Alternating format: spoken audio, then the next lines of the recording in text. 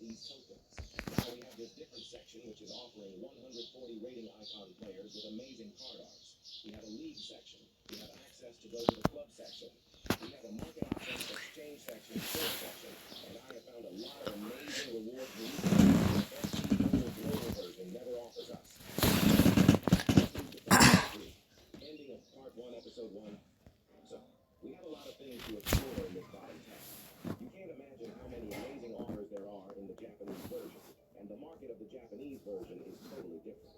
The main thing that makes the market different is it doesn't have coins to trade players. There are some different points. We have a club section to explore, which options are similar to FIFA 23.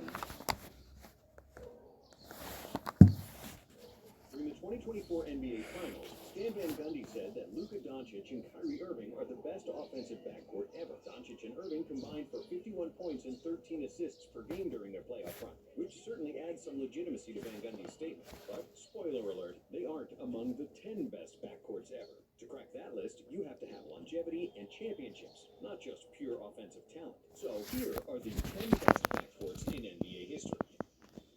After they lost to Michael Jordan and then didn't shake the Bulls' hands in the 1991 Conference Finals. We just wanted to play clean basketball, even though they were going to try to maybe dirty it up, but we were going to keep our composure and play the game of basketball. The Detroit Pistons didn't win a playoff series for more than a decade. But then, in 2000, the franchise legend Joe Dumars took over as the president of basketball operations, and the Pistons started to blossom. Dumars brought in Ben Wallace in 2000. In 2002, he drafted Tayshaun Prince, and in that same offseason, he traded for point guard Chauncey Billups and shooting guard Rip Hamilton. The backcourt of Billups and Hamilton soon proved to be one of the best in the NBA, with a perfect balance of shooting and playmaking, complementary to the great Pistons defense up front.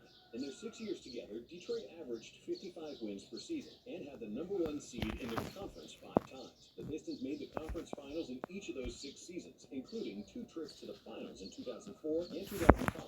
And while they lost in 7 games to the Spurs in 2005, Detroit's 2004 title against the Lakers remains one of the best underdog stories in NBA history. Billups, who also won the Finals MVP, averaged 17 points and 6 assists during his Detroit tenure, while Hamilton averaged 19 and 4 assists. And they each made 3 All-Star teams. And if you think that 36 points between them isn't much, bear in mind that the Pistons averaged 93 points per game in those 6 years, which means their backcourt produced around 40% of all the team's points.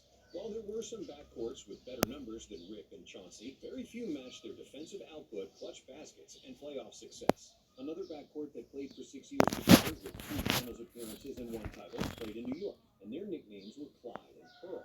In 1970, the Knicks miraculously won their first NBA championship, led by point guard Walt Clyde Frazier and center Willis Reed, whose unbelievable comeback after injury led them to a Game 7 victory over Wilt Chamberlain and the Lakers. Midway through the 1972 season, the Knicks made a deal that would send 2 bench players, Mike Reardon and Dave Stallworth, to the Baltimore Bullets in exchange for Earl the Pearl Monroe. Monroe was one of the best shooting guards in the NBA at the time, averaging 23 points with the Bullets and leading them to a 1971 NBA Finals. But the Pearl grew unhappy in Baltimore, so he requested a trade. Upon his arrival in the Big Apple, there was a question whether he could coexist with another ball-dominant guard in Frazier. And the first season wasn't easy on Monroe, because the Knicks